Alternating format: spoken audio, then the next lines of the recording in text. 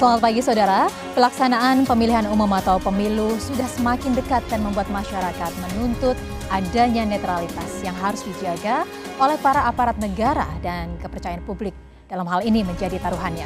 Polri sebagai lembaga negara yang bertugas melaksanakan rangkaian kegiatan tahapan pengamanan pemilu terus berupaya melakukan langkah-langkah pencegahan terhadap potensi polarisasi serta terus berupaya menjaga netralitas Polri guna mewujudkan pemilu yang aman dan juga damai. Lantas, upaya apa saja yang dilakukan Polri dalam pengamanan rangkaian tahapan pemilu agar berjalan lancar, aman, dan juga damai? Serta bagaimana strategi Polri dalam menjaga dan memperkuat netralitasnya selama pemilu 2024? Kita akan bahas selengkapnya selama 30 menit ke depan bersama saya Diana Dwika, hanya di Bincang Kita.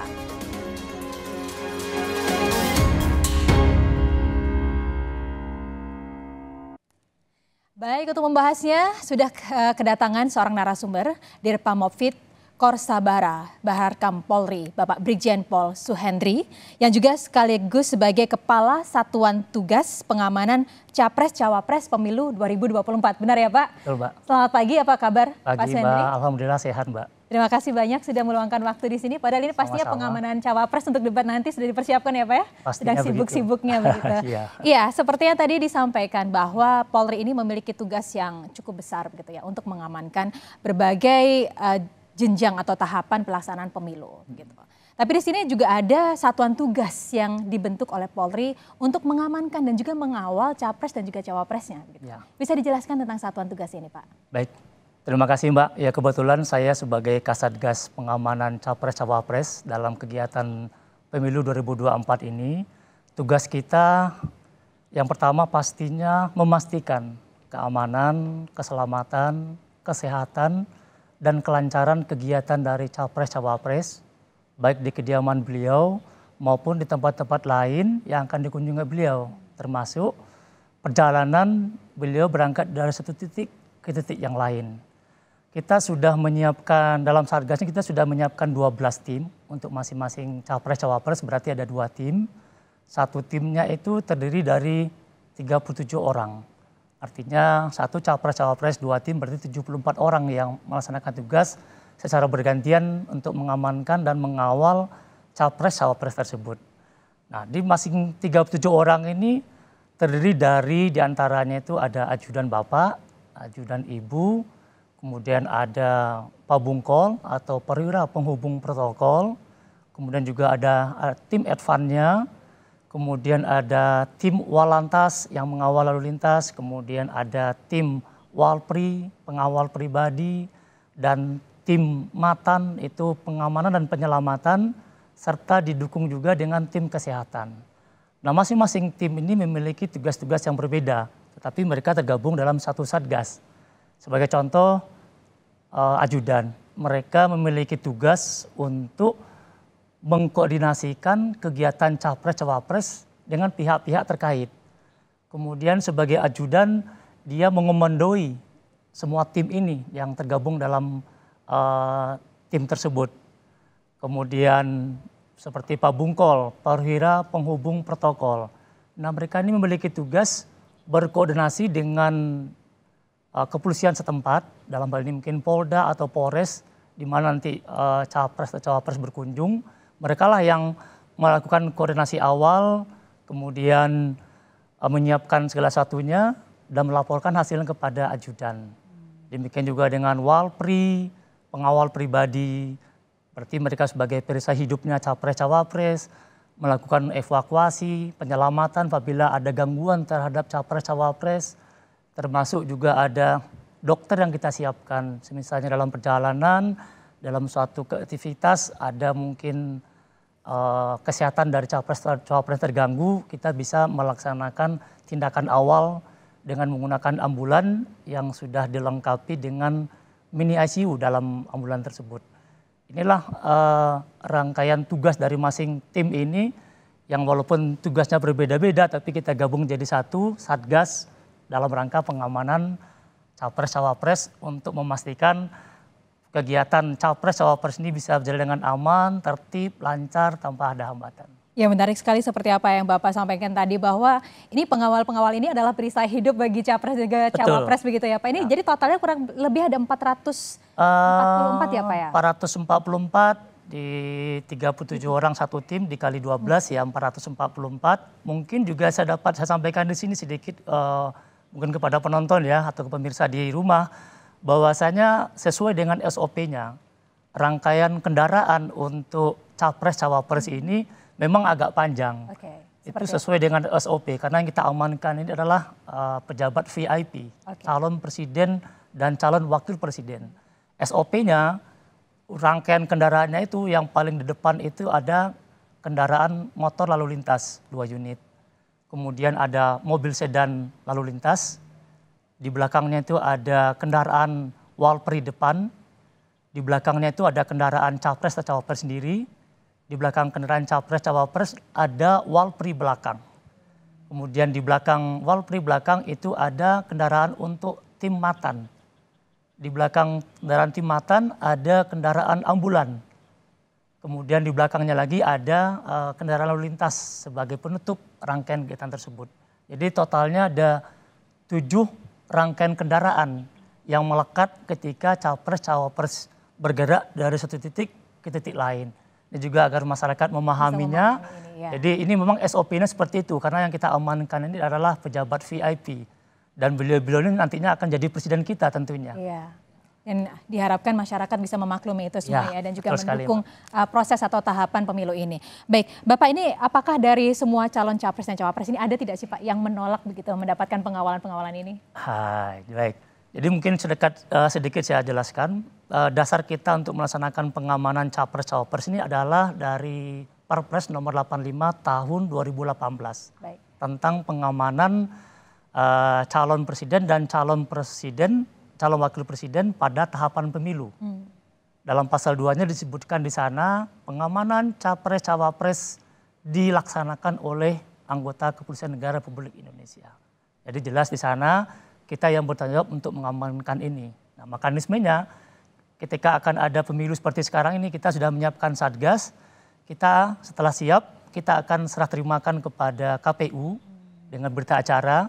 Kemudian dari KPU menyerahkan kepada parpol pendukung paslon untuk selanjutnya akan diserahkan kepada capres-cawapres tersebut. Nah, apabila mungkin ada capres-cawapres yang menolak untuk keberadaan Satgas ini karena mungkin beliau sudah punya tim sendiri dan seterusnya, beliau bisa mengembalikan kepada KPU. Menyerahkan kembali kepada KPU dengan disertai dengan berita acara bahwasanya beliau tidak memerlukan Satgas karena sudah punya tim sendiri. Tentu kalau sudah dikembalikan ke KPU, segala sesuatunya konsekuensinya menjadi tanggung jawab tim atau dari capres-cawapres itu sendiri, Mbak. Tapi sejauh ini ada tidak, Pak? Alhamdulillah nggak ada. Tidak ada ya, Pak ya, baik. Nah ini kalau misalkan pengamanan untuk kalau misalkan capres dan juga cawapres ini kan pergi ke daerah gitu. Atau bahkan juga ada yang berencana untuk melakukan kampanye di luar negeri. Ya. Nah ini pengamanannya akan seperti apa dan juga pengawalannya ini, Pak? Ya. Ketika capres-cawapres akan berkunjung ke daerah, tentu tidak mungkin beliau akan bawa 37 orang semuanya ikut ke daerah. Kita sudah menyiapkan tim di daerah untuk melakukan itu. Jadi sebagian tim 37 orang ini, 9 orang, itu nanti akan ikut dengan rombongan capres-cawapres untuk berangkat ke daerah. Dan ada tim advance-nya. Tim advance inilah yang melakukan koordinasi awal dengan Polda setempat, baru koordinasi untuk menyiapkan rangkaian kendaraannya apa saja, kemudian titik-titik yang dituju di lokasi itu di mana saja, kemudian juga berkoordinasi dengan tim ses yang ada di daerah, kegiatannya capres-cawapres itu apa saja, itu semua dikoordinasikan. Sehingga begitu beliau datang ke daerah, semuanya sudah siap. Mudah-mudahan seperti itu. Berikutnya juga kalau di luar negeri, akan bekerjasama dengan kalau ke luar negeri, ya itu kita akan memberitahukan kepada divisi Hubinter. Dari Hubinter kita beritahukan bahwasanya ada capres-cawapres yang akan berkunjung ke luar negeri. Dari Hubinter nanti akan bersurat kepada atase Polri yang ada di negara tersebut. Kemudian atase Polri di negara tersebut akan berkoordinasi dengan polisi setempat, memberitahukan bahwasanya akan ada capres berkunjung ke sini, akan melakukan kampanye di daerah-daerah mana saja, berapa orang pesertanya, apa saja kegiatannya, itu dikoordinasikan dengan kepolisian setempat. Tentu dari atase nanti akan minta bantuan juga kepada kepolisian setempat untuk membantu pengamanannya. Dan apabila capres-cawapres akan membawa ajudannya ke sana, ya memang tidak ada anggaran dari Polri untuk mendukung kegiatan sampai ke luar negeri. Nah itu nanti menggunakan anggaran dari pribadi dari capres-cawapres itu sendiri. Ya ini menarik sekali, artinya kalau tadi Bapak menyampaikan bahwa ini pengawalan untuk VIP gitu, artinya personilnya juga pasti personil-personil yang pilihan. Kita ingin mengetahui proses seleksinya seperti apa di segmen selanjutnya ya Pak. Oke. Dan saudara jangan kemana-mana karena kami akan segera kembali sesaat lagi, tetaplah bersama kami. Belum panjang ya Mbak?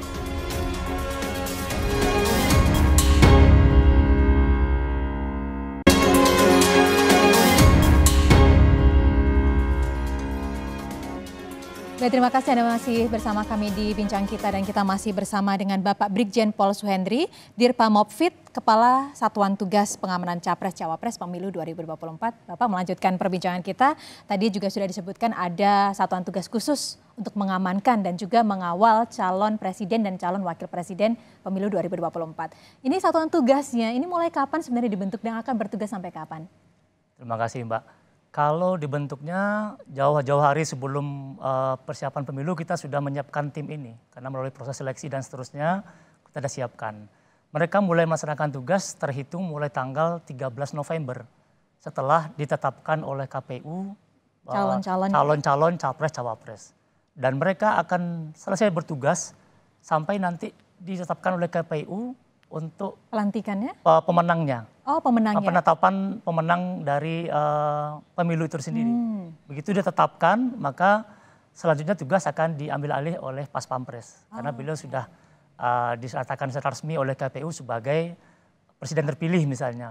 Setelah itu tanggung jawab sudah kita serahkan kepada Pas Pampres. Iya, baik. Kalau begitu lantas ini kan ada banyak sekali ya Pak anggota Polri dan ini pastinya adalah anggota-anggota yang personil-personil yang pilihan begitu. Bisa diceritakan untuk proses seleksinya seperti apa dan apakah ada pembekalan khusus ya Pak dalam menghadapi pengawalan pemilu 2024 ini Pak? Untuk seleksi memang diadakan oleh SSDM Polri.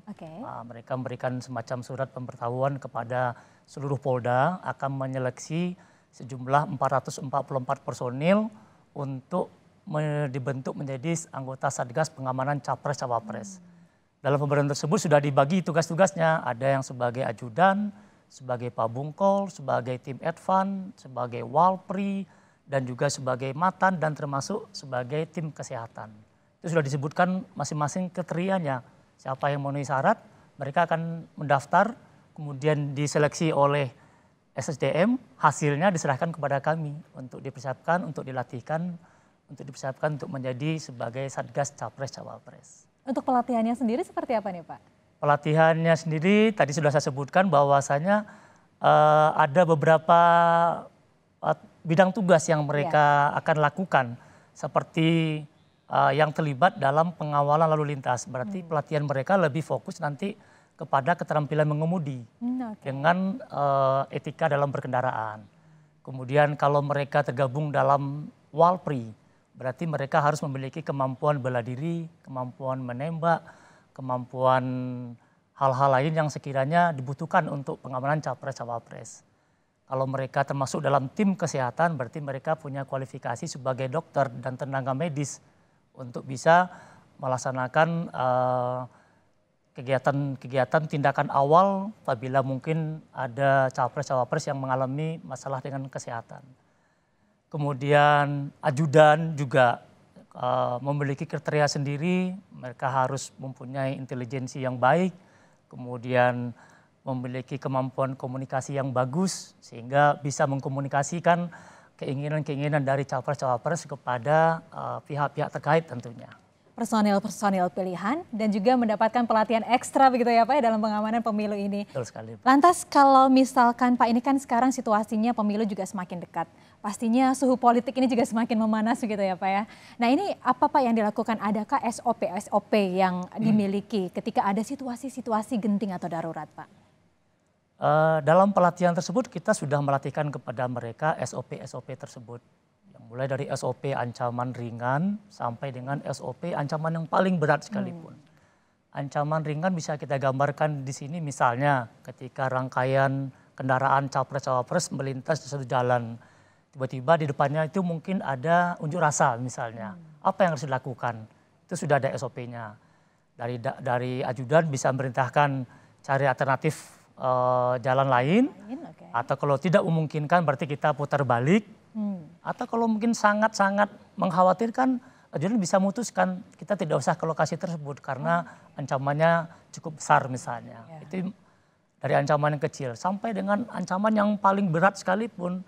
Misalnya ada sabotase, ada penghadangan, bahkan mungkin penembakan dan seterusnya, kita sudah siapkan mereka ini SOP-nya dan sudah kita latihkan. Itulah yang kita latihkan selama 2 bulan, mempersiapkan diri mereka untuk terampil menghadapi situasi-situasi yang seperti itu. Karena itulah persiapannya jauh-jauh hari bahkan sebelum kita mengetahui siapa capres dan juga cawapresnya Betul, ya Pak ya. Ya, lantas ini dalam hal ini satuan tugas bekerja sama dengan siapa saja Pak? Apakah juga dengan militer seperti TNI? Ya, dalam Perpres 85 tahun 2018 tersebut diatur dalam pasal 5-nya apabila mungkin Polri memerlukan bantuan TNI, kita bisa meminta bantuan kepada TNI untuk membantu pengamanan capres-cawapres ini. Apabila dipandang perlu. Tapi selama ini yang kita lakukan berkoordinasi dengan pihak Polda. Jadi Polda misalnya capres-cawapres berkunjung ke daerah, kita berkoordinasi dengan Polda untuk menyiapkan pengamanannya. Kemudian kita cek, kalau sudah siap semua, ya sampai sejauh ini alhamdulillah kita belum sampai harus meminta bantuan kepada TNI untuk pengamanan capres-cawapres. Alhamdulillah masih bisa kita kendalikan. Iya. Lantas bagaimana Pak tadi dengan koordinasi kepada KPU? Artinya setelah Satgas ini dibentuk, diserah terimakan kepada KPU, setelah itu seperti apa kelanjutannya Pak? Setelah itu KPU hanya bisa memonitor saja. Memonitor bahwasanya kegiatan Satgas ini sudah berjalan sesuai dengan tugas mereka masing-masing. Mungkin kalau ada komplain dari apa, mungkin bisa disampaikan kepada KPU, mungkin KPU juga bisa memberikan masukan kepada kita terkait dengan pengamanan capres-cawapres ini. Mungkin ada hal-hal, mohon maafkan kita ini juga manusia, mungkin ada anggota saya yang mungkin khilaf, mungkin ya mungkin disebut arogan mungkin. Nah itu kita juga mengharapkan ada feedback tersebut dari masyarakat sehingga kita bisa introspeksi untuk memperbaikinya bisa lebih baik. Ya, artinya selalu membuka diri untuk mendapatkan kritik baik dari KPU, paslon sendiri ataupun dari masyarakat begitu. Bapak yang juga menarik di sini kita ingin mengetahui bahwa beberapa calon ini kan juga masih menjabat begitu ya. Mereka juga punya pengawalan-pengawalan. Ini diferensiasinya nanti akan seperti apa nih Pak antara pengawal yang sebagai calon presiden dan wakil presiden dan juga ketika mereka bertugas sebagai menteri misalnya? Ya mungkin bisa kita sampaikan saya contoh di sini Pak Menhan, Pak Prabowo. Nah ketika beliau melakukan aktivitas kantor, ya kita akan berkoordinasi dengan berkolaborasi dengan tim dari Kemenhan sendiri. Oh seperti itu. Jadi mungkin pengawalan, pengamanannya diambil alih oleh Kemenhan karena itu kegiatan beliau di kantor. Dari tim kita tetap ikut tapi membayang-bayangi. Oh begitu. Tetap membayang-bayangi, tidak terlibat lebih aktif lah gitu, tapi kita tetap ikut membayang-bayangi kegiatan tersebut. Jadi artinya memang satuan tugas ini hanya bertugas ketika mereka melaksanakan giat-giat seputar pemilu begitu ya Pak ya. Baik, Bapak kita juga ingin mengetahui nih dengan begitu dekatnya antara satuan tugas ini kepada calon presiden juga cawapresnya begitu. Bagaimana caranya menjaga netralitas? Kita akan bahas di segmen selanjutnya. Dan saudara jangan kemana-mana, bincang kita akan segera kembali sesaat lagi. Tetaplah bersama kami.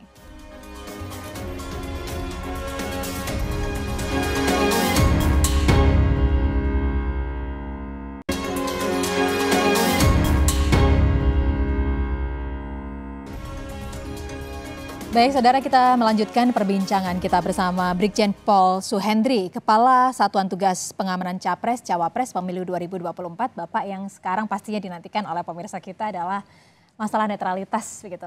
Karena begitu dekatnya dengan Capres dan juga Cawapres, bagaimana Polri ini bisa menjaga netralitasnya?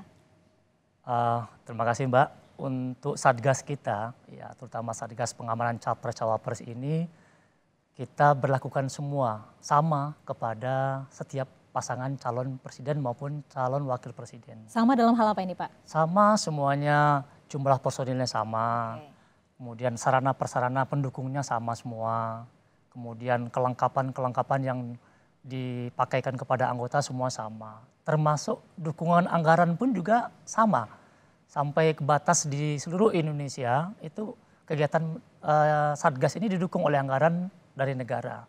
Tadi yang saya sampaikan tadi ketika keluar negeri, nah itu belum ada anggarannya dari pemerintah, sehingga ketika keluar negeri pasangan ini mau bawa ajudan atau mau bawa walpri misalnya, itu mereka menggunakan anggaran beliau sendiri gitu maksudnya. Jadi artinya memang di sini memastikan semuanya akan mendapatkan perlakuan yang sama ya Pak, siapapun calon presiden, siapapun calon wakil presidennya. Lantas bagaimana nih Pak, dari satuan tugas ini melakukan pengawasan nih terhadap personil-personil ini bahwa mereka akan netral seperti apa? Sebelum mereka bertugas itu kita sudah memberikan doktrin, sudah memberikan penekanan kepada mereka bahwasanya mereka harus tetap netral. Walaupun mereka saat ini mengamankan capres A atau cawapres B, mereka tidak boleh ikut dalam kegiatan yang bersifatnya politis. Mereka hanya profesional melaksanakan pengamanan terhadap diri capres-cawapres tersebut. Nah, alat kontrol kita, mereka yang pertama kita perintahkan untuk membuat laporan setiap hari. Kita ada namanya sistemnya EWS atau Early Warning System. Ya, dia memberikan laporan kegiatannya satu hari itu seperti apa. Kemudian rencana kegiatan mereka besok seperti apa. Nah, ketika mereka berkunjung ke daerah, kita juga kontak Polda setempat untuk mengawasi, untuk memantau. Karena kita kan tidak mungkin memantau mereka di daerah, jadi kita memanfaatkan personel dari Polda untuk memantau apa-apa kegiatan mereka. Apakah mereka ada melakukan pelanggaran atau tidak. Itulah bukan sarana kontrol kita untuk memastikan bahwasanya anggota kita ini betul-betul netral dalam tugas, hanya semata-mata tugas pengamanan capres-cawapres tersebut. Tapi bagaimana Anda menanggapi Pak sekarang isu-isu yang menyatakan Polri kurang netral nih begitu dalam pelaksanaan pemilu ini, bagaimana tanggapan Anda Pak? Baik, menurut saya ya kita dalam pasal 28 Undang-Undang Nomor 2 Tahun 2002 tentang Polri sudah jelas disanakan. Kepolisian Negara Republik Indonesia bersikap netral, tidak terlibat, tidak melibatkan diri dalam politik praktis. Itu sudah jelas diatur dalam undang-undang. Artinya institusi Polri tidak boleh tidak netral, harus netral.